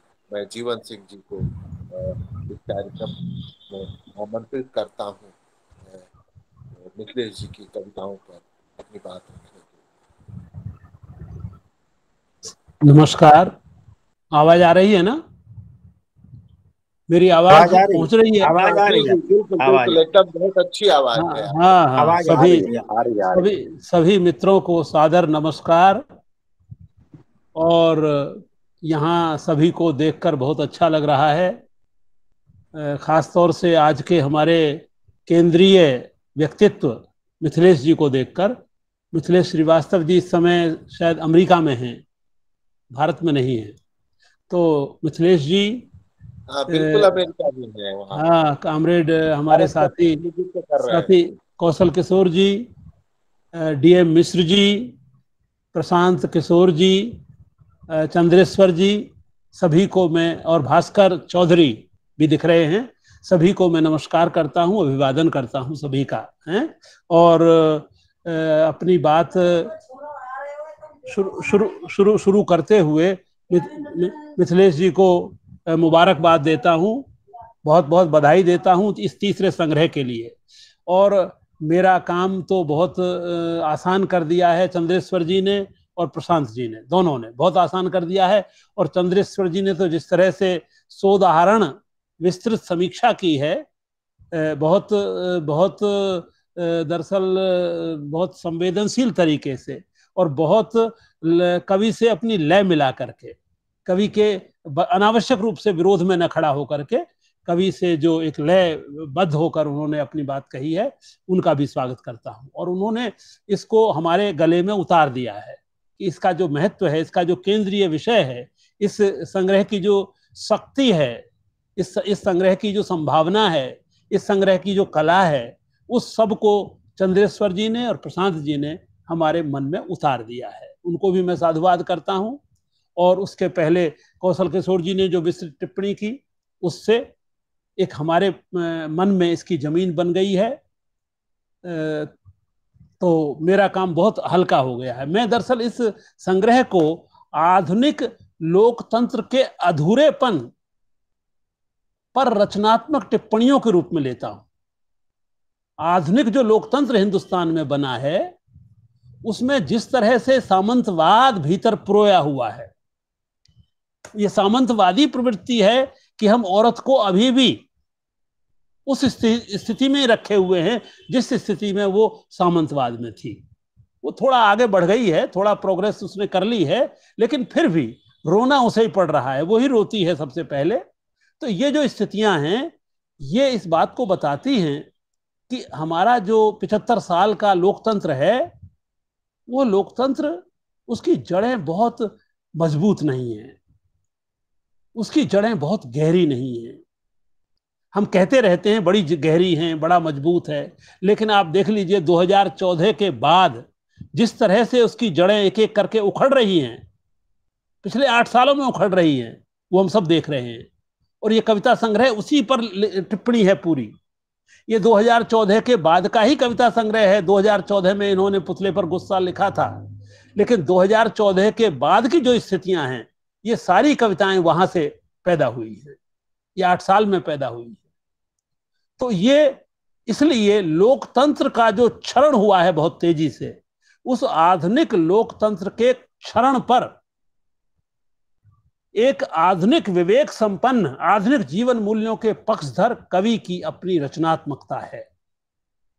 ये उसका रचनात्मक उद्घोष है। और इस तरह से यह कवि हमको नवजागरण की स्थिति में डालता है इस कविता के माध्यम से, कि ये हिंदुस्तान को फिर से एक नए जागरण की जरूरत है, वो समझे। इसलिए आप देखिए, इसमें ईश्वर केंद्रित कई कविताएं हैं। ये क्यों आया ऐसा, मैं कई बार सोचता हूं कि ईश्वर क्यों है बार बार, ईश्वर की क्या जरूरत है, ये कवि ईश्वर को क्यों लाता है बार बार, और व्यंग में लाता है। कोई ईश्वर की भक्ति के लिए नहीं लाता है, कोई मध्यकाल का भक्त कवि नहीं है, वो आधुनिक काल का कवि है। और ईश्वर को इसलिए लाता है कि ईश्वर ने धर्म के मार्फत लोकतंत्र को बहुत नुकसान पहुंचाया है। आप कविताओं में देख लीजिए, वो बहुत नुकसान पहुंचाता है। और हमारे आधुनिक मन को एक वैज्ञानिक मन में परिवर्तित नहीं होता है, नहीं होने देता है। इसलिए इसमें जो अंधेरा बार बार आता है इनकी कविताओं में, मैंने ये सोचा उस बारे में, ये क्यों आता है इतना। तो मैं समझता हूं जो 5000 साल का अंधेरा है, वो पूरा अंधेरा इसमें आके इकट्ठा हो गया है। ये 1 साल का अंधेरा नहीं है, ये 8 साल का अंधेरा नहीं है, ये पूरे 5000 साल का अंधेरा इसमें इकट्ठा है। इसलिए हर कविता में थोड़ी देर बाद ही अंधेरा आ जाता है। तो क्यों? क्योंकि आप देखिए, हम जातिवाद की बुराई से मुक्त नहीं हैं, हम संप्रदायवाद की बुराई से मुक्त नहीं हैं, हम वर्गीय बुराई से मुक्त नहीं हुए हैं, वर्ग भेद से, हम क्षेत्रवाद से मुक्त नहीं हैं, हम अंग्रेजों के जमाने की जो रिश्वतखोरी थी उससे मुक्त नहीं हैं, उस भ्रष्टाचार से मुक्त नहीं है। क्या है? अंधेरा ही अंधेरा तो है। इसलिए जिस तरह का अंधेरा है वो सघन हो गया है, मुक्तिबोध से भी ज्यादा अंधेरा है आज। क्यों? कि मुक्तिबोध को तो लगभग 58 साल हो गए हुए इस धरती से। 58 साल में तो भारी अंधेरा बढ़ गया है, और पिछड़ा तो ऊपर सिर पर मौजूद ही है। हम जातिवाद से मुक्त नहीं कर पाए समाज को। बुद्ध काल से शुरू हुआ, महात्मा बुद्ध ने पहली बार प्रश्न चिन्ह लगाया, कितने लोग बीच में आए, कितने संत कवि आए जिन्होंने जातिवाद पर प्रहार किया, लेकिन कुछ नहीं हुआ। उल्टा आधुनिक जब लोकतंत्र बना तो उसने जातिवाद को और मजबूत कर दिया। आज उसी के दुष्परिणाम हम भोग रहे हैं। उसने संप्रदायवाद को और मजबूत कर दिया। इसलिए इसके जो अंधेरे हैं, वो अंधेरे के कोने हैं अलग अलग, जहां से व्यंजनाएं निकलती है। वो अंधकार का जो साकार मूर्त रूप क्या है, वो कहां से जिंदगी में से कौन सा अंधेरा आता है, उस अंधेरे को ही बार बार हमको दिखाना चाहते हैं और ये बताना चाहते हैं, तुम्हें ये रोशनी लग रही है, तुम्हें लग रहा है कि देश में सड़कों का जाल बिछा हुआ है, देश में बड़े उद्योग धंधे लगे हैं, देश की जीडीपी बहुत बढ़ गई है, ये रोशनी आपको दिखाई जाती है बार बार। लेकिन कवि हमेशा इंसानियत का पक्षधर होता है। अकेला कवि है दुनिया में, अकेला कलाकार है, और कलाकारों में भी सजग चूक सबसे ज्यादा कवि होता है। संगीतकार उतना सजग नहीं होता है समय के प्रति, चित्रकार भी बहुत सजग नहीं होता है समय के प्रति, मूर्तिकार भी होते हैं, उनमें उतनी सजगता नहीं होती है, क्यों? उनके पास शब्द नहीं होता है, उनके पास जो माध्यम है कला के वो दूसरे होते हैं। इसलिए पांचों जो ललित कलाएं हैं, उन पांचों ललित कलाओं में सबसे अधिक इंसानियत के नजदीक ले जाने वाली कला साहित्य होता है, कविता होती है, कहानी होती है, उपन्यास होते हैं, और कविता खासतौर से होती है। इसलिए बार बार कवि इंसानियत की बात करता है, क्योंकि इस दुनिया में इंसानियत के सवाल को उठाने वाले लोग सिवाय कवियों के मुझे नहीं लगता कोई रह गया है। समाजशास्त्री उठाते हैं, समाजशास्त्री भी हैं जो उन सवालों को उठाते हैं, लेकिन कवि सीधे सीधे उठाता है, क्यों? उसकी परंपरा रही है इंसानियत को बचाने की। तो ये सारी कविताएं इंसानियत के प्रति प्रतिबद्ध होकर उसको बचाने की कविताएं हैं। इसलिए इनका जो मर्म है, और ये इसी रूप में समय सजग कविताएं हैं, अपने समय के प्रति सजग होना। समय तो इतना विविध है, इतना जटिल है कि आप जहां चाहें जिस बात पर कविता कर सकते हैं, लेकिन नहीं, समय की सारी जटिलता को समझते हुए उसको केंद्र में लाना, ये कोई बिरला कवि ही कर सकता है। और ये काम मैं समझता हूं मिथिलेश जी बहुत संवेदनशीलता, सजगता और मार्मिकता के साथ करते हैं। बातें उस उदाहरण चंद्रेश्वर जी ने कह दी हैं, लेकिन मैं भी कुछ 2-3 बात कहना चाहता। एक जिसकी तरफ ध्यान नहीं गया है, ईश्वर तो बार बार इसलिए आता है कि वो धर्म सापेक्षता पैदा करता है समाज में। ईश्वर ही है जो धर्म सापेक्षता लाता है, क्योंकि सबके ईश्वर अलग अलग हैं। हिंदू का ईश्वर अलग है, मुसलमान का ईश्वर अलग है, ईसाई का ईश्वर अलग है, सिख का ईश्वर अलग है, पारसी का ईश्वर अलग है, यहूदी का ईश्वर अलग है। और वो ईश्वर जितना विभाजित करता है समाज को, मैं समझता हूं इतना कोई विभाजित नहीं करता। ईश्वर एक नहीं है इस दुनिया में, उसके बारे में सबकी अपनी अपनी कल्पनाएं हैं, सबकी अपनी अपनी धारणाएं हैं, और वो ईश्वर इस तरह से लड़ाने का काम करता है इस धरती पर धर्म के फॉर्म में। वो बदलता है धर्म के रूप में, भक्ति के रूप में। धर्म, भक्ति, ईश्वर, मिथक, संस्कृति, ये सभी लड़ाने के औजार हो गए हैं।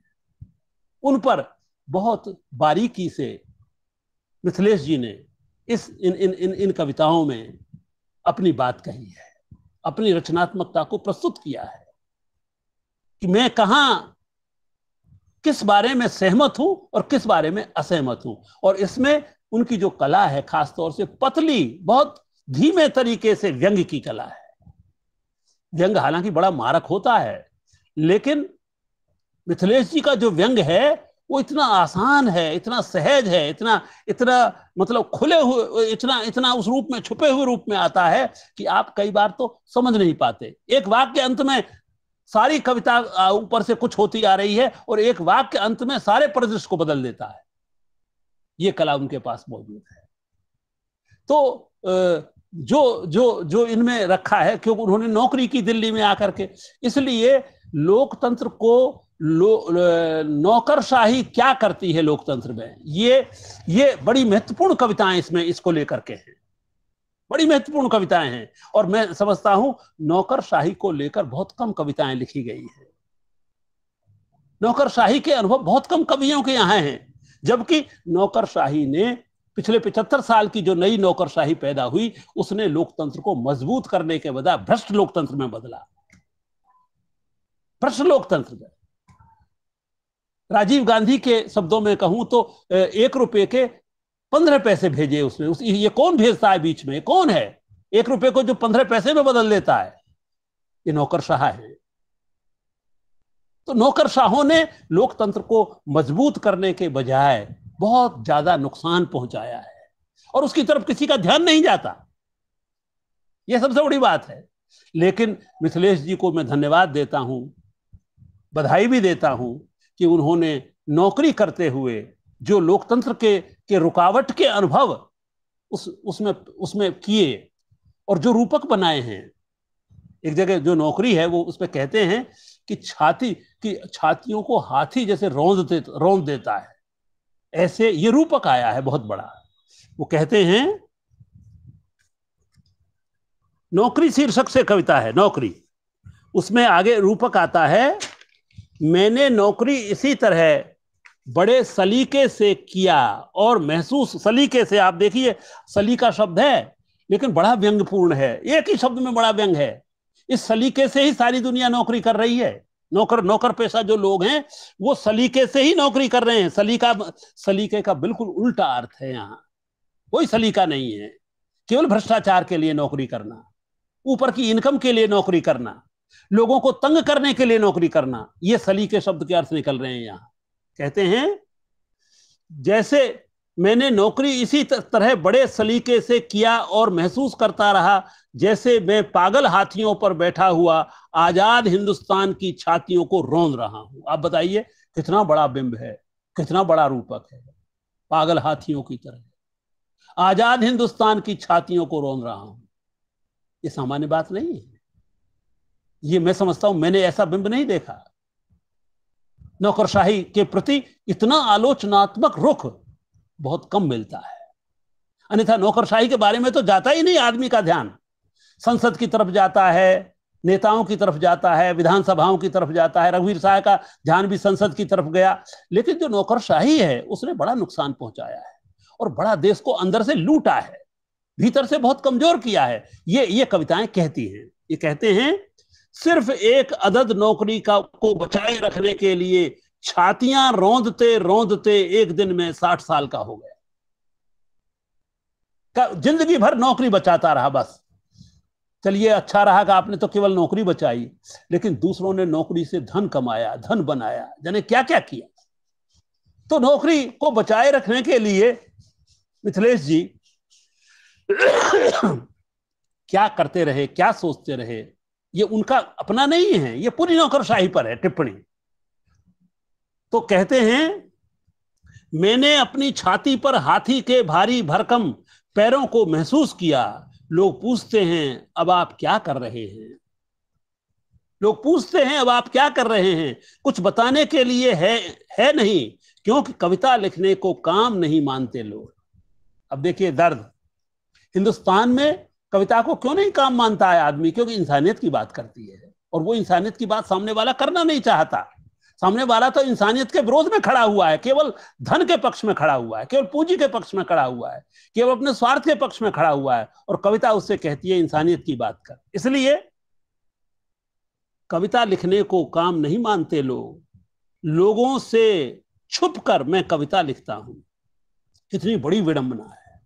जो समाज कविता विरोधी समाज है, एक तरह से ये कहना चाहते हैं, हम जिस समाज में रह रहे हैं वो कविता विरोधी समाज है। उसमें कविता छुप कर लिखनी पड़ती है, क्योंकि लोग कविता को काम नहीं मानते, क्योंकि लोग इंसानियत को काम नहीं मानते हैं। इंसानियत के बारे में कोई सवाल उठाता नहीं है। गुनाहों को याद करता हूं और एक दिन हर नौकरी पेशा यही करेगा, बस, और कविता खत्म हो जाती।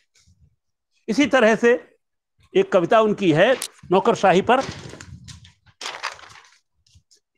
मेरे पास एक दफ्तर है। कई कविताएं हैं इस तरह की, और अंदर और कविताओं में ये व्यंजना है सारी।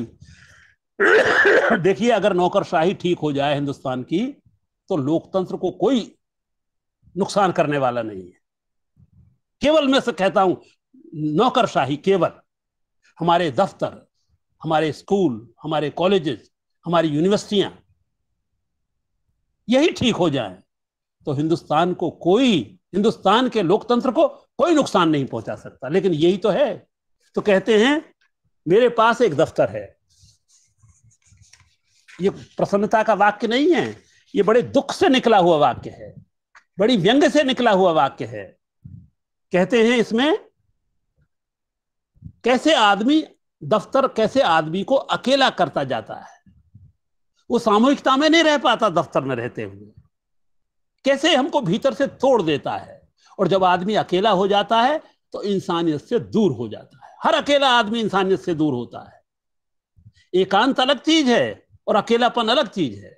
एकांत में तो आदमी होता है, एकांत तो रचनात्मक होता है, लेकिन अकेलापन विध्वंसात्मक होता है, मानव विरोधी होता है। और दफ्तर का काम है मनुष्य को अकेले करते जाना। इस पीड़ा को, मेरे पास एक दफ्तर है, कहते हैं आगे, रोशनी लाने की कोशिश, मेरी तरह वे लोग इस दफ्तर के धूल पोंछते रहे, अंधेरे कोनों में रोशनी लाने की कोशिश करते रहे और अपने अधूरे जीवन को कोसते रहे। अकेले होते गए और अंततः अंधेरे कोने की शरण में धकेले गए। उन्हें कभी इस बात का एहसास हुआ ही नहीं कि उनके इस दफ्तर में आने जाने से कभी कहीं कोई फर्क पड़ा है। आप अंदाजा लगाइए, जबकि फर्क पड़ना चाहिए, आदमी की जहां उपस्थिति है वो फर्क पड़ना चाहिए, आप हैं जहां वो चीजें बदलनी चाहिए, लेकिन कहां बदलते हैं। दफ्तर तो उल्टा यथास्थिति को लाने में मदद करते हैं। तो ये सवाल उठाना, ये बुनियादी सवाल है लोकतंत्र का, जिसको मिथिलेश जी इन कविताओं में उठाते हैं। छोटी टिप्पणी लिखने के कारण मैं इन सब बातों को उस अपनी टिप्पणी में नहीं दे पाया था, लेकिन आज मेरे मन में आया कि यहां उन बातों को रखूं। दफ्तर चलता रहा, कभी न उसका पहिया दिखा। अंदाजा लगाइए कितना गतिहीनता है, कितनी जड़ता है हमारे दफ्तरों में, सभी में। इसीलिए तो जो तानाशाह है वो कब्जा कर लेता है। अन्यथा पहिया अगर चलता रहता, दफ्तर चलते रहते, लोगों का विवेक बनता रहता। इतने विश्वविद्यालय देश में हैं, इतने कॉलेज देश में हैं, इतने स्कूल देश में हैं, लेकिन उन्होंने पहिए को चलने ही नहीं दिया। उस पहिए को रोके रहे, जड़ता में बदल दिया। तो कहते हैं दफ्तर चलता रहा, कभी ना उसका पहिया दिखा, न पहियों के बीच की कड़ियां दिखी। पहियों के बीच में जो आरे होते हैं वो भी नहीं दिखे। और देखिए रूपक है पूरा, पहियों के चलते रहने का कोई मकसद भी नहीं दिखा। आप अंदाजा लगाइए, एक एक वाक्य में मकसद भी नहीं दिखा। ये क्यों पहिए बने हैं, इनका काम क्या है, इनका उद्देश्य क्या है। इस दफ्तर के चलते कहीं कुछ बदलते भी नहीं दिखा। जब पहिया चलता ही नहीं दिखा तो बदलते क्या दिखेगा। तो पहिया चलता नहीं दिखा, जड़ता दिखी, कुछ बदलते नहीं दिखा, तो फिर परिणाम भोगिए। 75 साल में जहां आप आ गए हैं, आपकी भी तो भूमिका है। इतने दफ्तरों में लोगों ने काम किया है, उनकी भी तो भूमिका है कि उन्होंने कभी पहिए को चलने ही नहीं दिया। बहुत अच्छा रूपक यहां बना है। वहां हाथियों से हाथी छाती रोनते हैं उस कविता में, और यहां पहिए गतिहीनता पैदा करते हैं। जो हमने पहिए बनाए हैं, जो दिखा वो यही कि लोग काम करते रहे, लोग अत्यंत व्यस्त दिखाई देते रहे। व्यस्त इतने कि यह कोई यहां अपनी गरज से आया, कोई यहां अपनी गरज से आया, उसकी तकलीफ सुनने भर की फुर्सत नहीं मिली। आप देखिए व्यंजना, विडंबना देखिए। इतने व्यस्त रहे कि यहां जो भी काम करने आया उसको, उसकी तकलीफ तक लोगों को नहीं दिखी। तो पूरे दफ्तर के चरित्र पर एक टिप्पणी है, और ये वही लिख सकते थे क्योंकि उन्होंने भीतर से चीजों को महसूस किया है। तो ये साइड ट्रैक नहीं करते। सबसे बड़ी बात ये है मिथिलेश जी, ये नहीं करते कि जो केंद्र में आनी चाहिए बात, उसको उससे साइड ट्रैक करके निकल जाए उससे बाहर। कविता में ये बहुत होता है, कलावादी लोग ये खूब करते हैं कविता में। तो मिथिलेश जी ने जिस प्रतिबद्धता के साथ, मानवीय प्रतिबद्धता के साथ, और खास तौर से आधुनिक लोकतांत्रिक मूल्यों के प्रति प्रतिबद्ध होते हुए जिस तरह से आधुनिक तर्क और विवेक की व्यंजनाएं इन कविताओं में की हैं, वो काबिले तारीफ है, वो बहुत सुंदर है। मैं उनको बधाई देता हूं। कहते हैं, आप देखिए अब 8 साल में क्या हुआ है। देखिए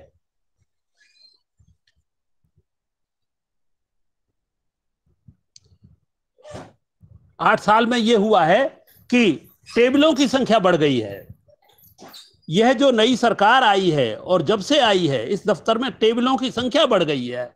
अब देखिए, मेरा काम भी आप जान लेना चाहेंगे। मेरा काम इस टेबल से एक फाइल उठाकर दूसरी टेबल, दूसरी से तीसरी, तीसरी से चौथी टेबल चौथी से और आगे, पांचवी, छठी, सातवीं। तो ये जो सारा, सॉरी कुछ गड़बड़ हो गया है।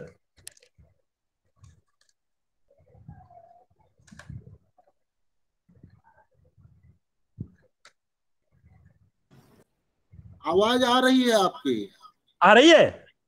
हाँ हाँ, आवाज बिल्कुल बिल्कुल। सिर्फ आवाज आप आ रही दिख है? नहीं रहे हैं, आपका हाँ, चेहरा नहीं दिख रहा, बस आवाज आ रही है। नहीं, आप भी नहीं आवाज दिख आ रहे रही है हैं। आपकी? आवाज आ रही है? आवाज आ रही है, बोलिए आवाज आ रही है। बोलिए। अच्छा अच्छा अच्छा अच्छा अच्छा। हाँ, अब हाँ, आप भी दिख रहे हैं। तो मित्रों मुझे दिखाई, वो क्या है, इसका जीबी का चक्कर रहता है ना, तो वो जीबी के मामले में ये तो सुबह हुआ है। अच्छा है, मैं कह देता हूँ 12 बजे बाद तो मेरा बंद हो जाएगा, ये 12-1 बजे बाद। तो आज तो अच्छा किया मिथिलेश जी ने 10 बजे रखाया, तो ये जीबी का ठीक रहा है, नहीं तो जीबी फेल हो जाता है इसका। तो तो ये दरअसल जो कविता में मौलिकता होनी चाहिए, जो अपनी जमीन होनी चाहिए।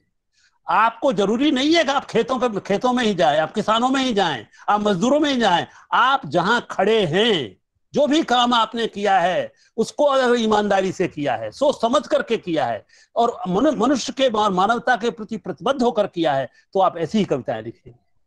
इनमें कहीं त्रिलोचन नागार्जुन जैसी कविताएं नहीं हैं, इनमें कहीं खेत और किसान की बात नहीं है, लेकिन है उन्हीं के पक्ष में। जो दुनिया में लोकतंत्र के पक्ष में काम करेगा, लोकतांत्रिक मूल्यों के लिए काम करेगा, मैं समझता हूं वो बहुत बड़ा काम करेगा। अब तो केवल लोकतंत्र के पक्ष के लिए काम करिए और कुछ ना करिए, और ये मिथिलेश जी इन कविताओं के माध्यम से करते हैं, इसलिए वो बहुत बहुत बधाई के पात्र हैं। मैंने भी इनको दोबारा से पढ़ा, पहले जब समीक्षा लिखी तो मैंने पढ़ा, लेकिन अब मैंने कहा बोलना है तो दोबारा से पढ़ा, तो मेरे मन में बहुत से सवाल पैदा हुए, बहुत से। इन कविताओं ने बहुत से सवाल पैदा किए, जैसे हमारे मित्र चंद्रेश्वर जी के मन में पैदा हुए। तो मैं अंत में, ये कविताएं भीतर ही भीतर उम्मीद भी जगाती हैं, सपना भी दिखाती हैं, और विकल्प भी तैयार करती हैं। ऐसा नहीं है, वो भी इनमें बड़ा व्यंजित ढंग से, व्यंजना की कला में कहा गया है। जैसे सरकार ईश्वर नहीं है, कहते हैं एक दिन आएगा, इसका उपसंहार है कविता का। एक दिन आएगा आपकी पुलिस पीछा करते हुए थक जाएगी। ये हमेशा पुलिस राज नहीं रहने वाला है, ये हमेशा तानाशाही नहीं रहने वाली है। थक जाएंगे आप लोग। इंसानियत ने अच्छे अच्छे लोगों को हरा दिया है, अच्छे अच्छे तानाशाहों को हरा दिया है। जब हिटलर को हरा दिया दूसरे वर्ल्ड वार में, मुसोलिनी को हरा दिया, तो ये आप क्या चीज है।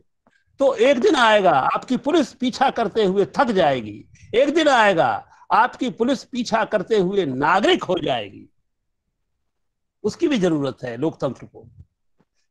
वो भी केवल पुलिस होकर नहीं रहना चाहते, हम भी एक मनुष्य होकर रहना चाहते हैं। कितनी व्यंजनाएं इसमें जाती हैं। कहते हैं एक दिन आएगा आपकी पुलिस ईश्वर का षड्यंत्र समझ जाएगी। आप अंदाजा लगाइए, ईश्वर का षड्यंत्र, कहां ईश्वर को कहां किस तरह से लाते हैं। ईश्वर के माध्यम से कितनी पूरी परंपरा, ईश्वर का षड्यंत्र इस केवल 3 पदों में आ गया है।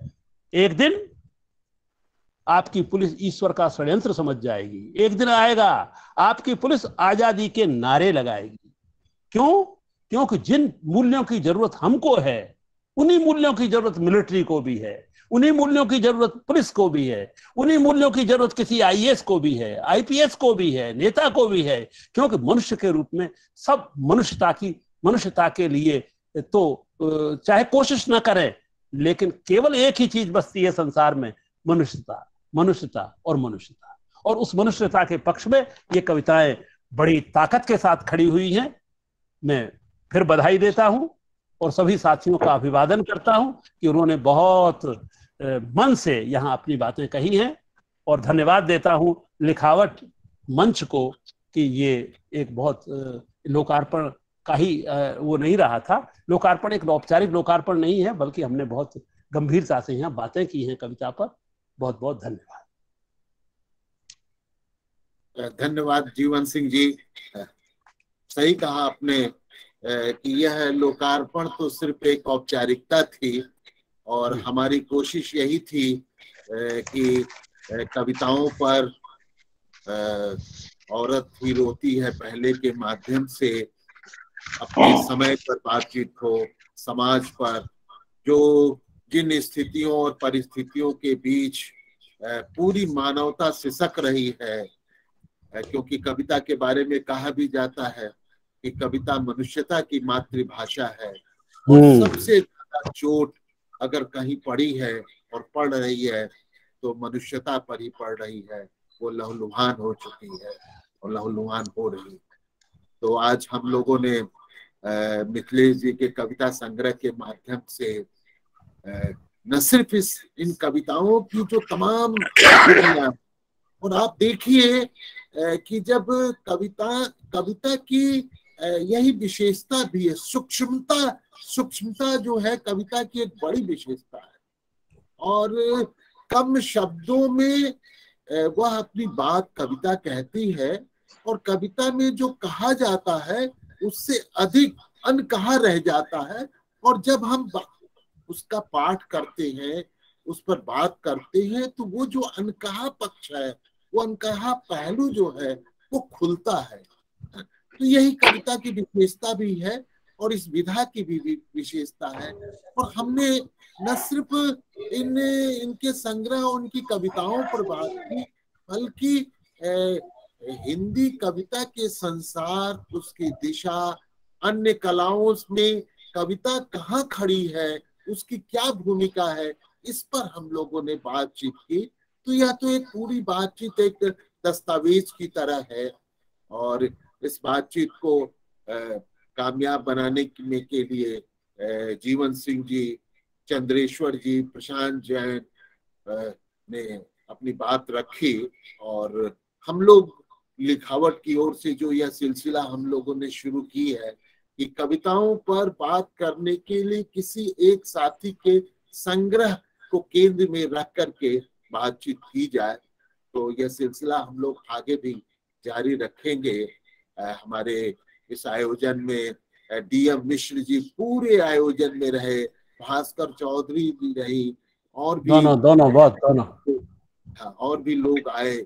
तो मैं सभी का लिखावट की ओर से मिथिलेश जी की अब अगली, क्योंकि आगे की कविताएं जो अभी समता मार्ग में जो कविताएं आई हैं वो और मार्मिक, धारदार और मनुष्यता के पक्ष में, इंसानियत के पक्ष में, तो जो मैंने शुरू में ही कहा वहां इंसानियत छलछलाती हुई नजर आती है।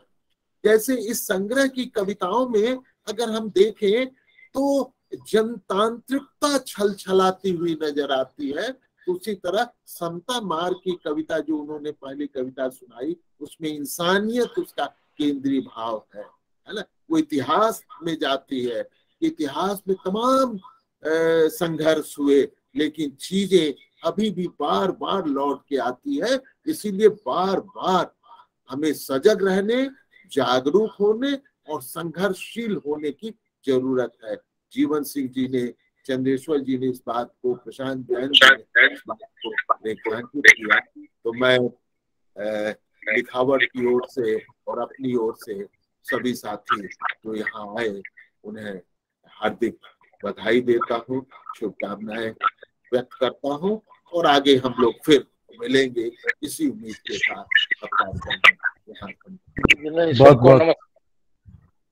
बहुत बहुत धन्यवाद। नमस्कार। नमस्कार। मिथिलेश जी को एक बार फिर से बधाई। हाँ, मिथिलेश